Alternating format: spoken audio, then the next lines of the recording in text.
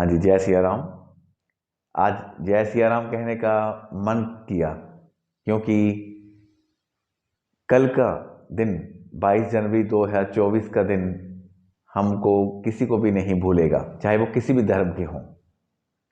क्योंकि भारत एक धर्मनिरपेक्ष देश है, सेकुलर स्टेट है, कंट्री है।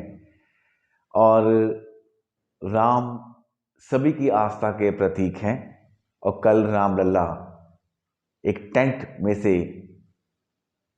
उनको, जहाँ वो टेंट में थे इतने वर्षों से, वहाँ से उनको बाहर लाकर दोबारा अयोध्या के उस भव्य मंदिर में उनकी मूर्ति प्रतिष्ठा उनकी वहाँ पर स्थापित की गई।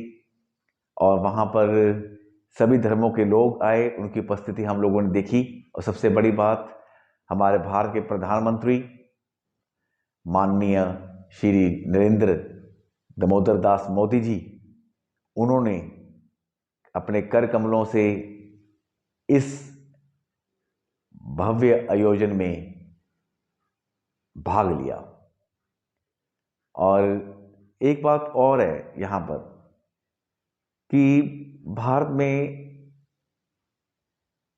धार्मिक आस्था है, क्योंकि यहाँ पर अलग अलग धर्मों के लोग रहते हैं।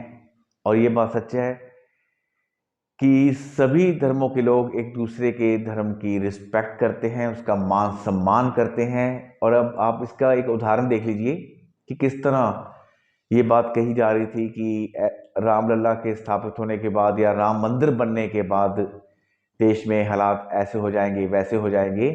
लेकिन ऐसा कुछ नहीं हुआ। बल्कि मैं तो यहाँ तक अपनी अगर पर्सनल बात कहूँ तो मुझे भी आज, कल भी और आज तक सुबह तक भी को बहुत सारे लोगों ने बधाई दी, वो किसी भी धर्म के हों। बड़ा अच्छा लगा, क्योंकि ये कभी मन में बात ही नहीं आती। अच्छा, एक बात आप और देखिए, मैं ये नहीं कि मैं मोदी जी का कोई गुणगान कर रहा हूं या नहीं, ये कि एक बात तो सच है कि श्री राम मंदिर बनने से पहले भी अगर हम बात करें तो उन्हीं प्रधानमंत्री के समय में हमारे सिख धर्म में श्री करतारपुर कॉरिडोर, जिसे हम कहते हैं गुरदासपुर के पास करतारपुर लांगा, वहाँ करतारपुर साहिब जाने का हम सबको मौका मिला। ठीक है जी, उनके वहाँ पर भी हम देखते थे। तो इसी तरह हमारे कुछ ऐसे, यानी कि कह लीजिए, काम हुए हैं हमारे देश में जो कि एक दूसरे की एकता को, आपस में भाईचारे को बढ़ाते हैं। और ये बात सच है कि अगर हम इतिहास के पुरानी उसकी जो बुक्स हैं उनको रीड करें तो आप देखा होगा आपने कि सल्तनत काल में अगर हम बात करें तो बहुत से मंदिरों को तबाह कर दिया था, जिसमें महमूद गजनबी ने ही अब सोमनाथ के पर हमला किया। फिर उसके बाद मोहम्मद गौरी आया, यहाँ तक कि अब मोहम्मद बिन बख्तियार खिलजी ने तो नालंदा यूनिवर्सिटी तक को भी नहीं छोड़ा। उस बंदे ने तो नालंदा यूनिवर्सिटी को भी तबाह कर दिया। अब देखिए ना, एक तो ब्रिटिशर्स हैं जो कि हमारे इंडिया से अच्छी अच्छी बुक्स, अच्छा अच्छा ज्ञान लेके लंदन चले गए। और ये लोग थे हमलावर बाहर के, चाहे वो टर्किश थे, चाहे वो ईरानी थे, कि ये लोगों ने सिर्फ हमारा टारगेट किया, हमारे आस्था के प्रतीक को। अब आप अहमद शाह अब्दाली को देख लीजिए, अहमद शाह अब्दाली ने श्री हरमंदिर साहब पर अटैक किया था। ठीक है जी, बहुत सारे एग्जाम्पल्स आपको मिलेंगी। लेकिन हम एक ऐसे महाराजा को नहीं भूल सकते जिनके टाइम में पूरा धर्म निरपेक्षता, सेकुलर का हमें इतना अच्छा एग्जाम्पल मिलता है कि मैं इससे आगे क्या कहूं। जी हाँ, महाराजा रणजीत सिंह। महाराजा रणजीत सिंह हमेशा कहते थे कि उनका खालसा राज है, लेकिन उनके खालसा राज में आप देख लीजिए, हिंदुओं के लिए, सिखों के लिए, मुस्लिम्स के लिए, क्रिश्चियंस के लिए, मैं कहता हूं यहां तक कि जो जेसुइट से या जो भी उनके वहां पर लाहौर किंगडम में आते थे, सभी को उन्होंने ग्रांट्स दी और इक्वल ग्रांट्स दी। सभी जो उनके तीर्थ स्थान थे सभी धर्मों के। और सबसे बड़ी बात, महाराजा रणजीत सिंह के मंत्रिमंडल, उनकी कैबिनेट की बात करें तो उसमें सभी धर्मों के लोग थे, माय डियर स्टूडेंट्स।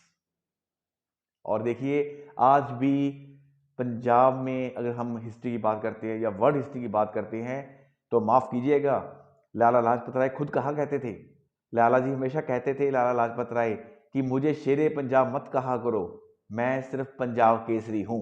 शेरे पंजाब एक था, एक है और एक ही रहेगा, वो थे महाराजा रणजीत सिंह।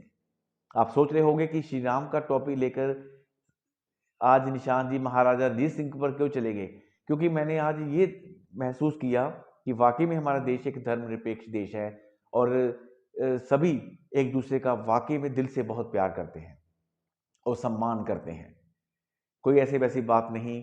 और बाकी ये बड़ी अच्छी लगा। और रही बात कि राम मंदिर की, तो यहाँ पर किसी की आस्था को कोई ठेस नहीं पहुंचाई गई, ये बात भी क्लियर आप लोगों ने पता होगा, क्योंकि मैं हिस्ट्री के पॉइंट ऑफ व्यू से अगर कहूँ, सुप्रीम कोर्ट की अगर आप सारा उसका केस देखेंगे तो आप लोगों का औरंगजेब तक का टाइम, बाबर से लेकर, अगर वहाँ पर आप फैक्ट्स को, एविडेंस को उठाएंगे तो वहाँ पर क्लियर होगा कि बड़ी गिनती में मंदिरों को गिराया गया था और उसके बाद अलग अलग धर्मानुसार उन लोगों ने अपना अपना बनाया। तो लेकिन अब ये नहीं है कि हम ऐसा आगे भी, हमारे ऐसा भी यहाँ पर भी ऐसा किया जाएगा, ऐसा नहीं है। ये तो ये था कि एक भगवान की मूर्ति जो जो स्वयं अयोध्या में पैदा हुए, उनको टेंट में क्यों रखा जाए। अब आप मेरी बात सुनिए, जो भी अब तक के महापुरुष हुए हैं, किसी भी धर्म के हुए हैं, हम उनके जन्म स्थान को हमेशा पूजनीय मानते हैं, तो क्या इनका हक नहीं बनता था। सो आज का दिन जो है, ये यहाँ पर मेरी बात को ध्यान से गौर से सुनिए, इतिहास में एक नया अध्याय जुड़ गया है, ठीक है। और आपको पता ही है कि हम गुरुद्वारा साहब में चले जाएं, मंदिरों में चले जाएं, या किसी भी और धर्म के कहीं भी धार्मिक स्थल पर चले जाएं, तो वहाँ पर सभी को ही जाने की परमिशन होती है, कहीं भी किसी को रोका नहीं जाता। यही हमारे देश का सबसे बड़ा प्लस पॉइंट है कि हम सभी एक हैं और एक रहेंगे। ये कहते हुए अब हम जल्द ही मैं आपको 26 जनवरी को मिलूंगा, इसी एकता के सूत्र को पिरोकर कि कैसे हमारा देश रिपब्लिक डे बना और हम आज इस गणतंत्र देश में इकट्ठे होकर रह रहे हैं। जय सिया राम।